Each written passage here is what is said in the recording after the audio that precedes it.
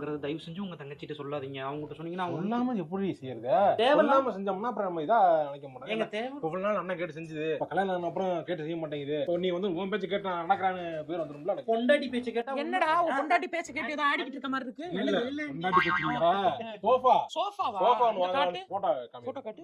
இது கொஞ்சம் எக்ஸ்பென்சிவா இருக்கேடா. நல்லா நார்மல் சோஃபா குஷனியா. வாங்குறீங்க, கார்னர் சோஃபா வாங்குடா. சரி. ஏய் 7 பேர் உட்காரலாம்டா. சரி சூப்பரா இப்ப அந்த மாதிரி இருக்கு. பாப்போம். மதுரையிலேயே ஆர்டர் எடுத்து செய்றாங்க. சில்லி ஃப்ரைலாம் வேணாம்.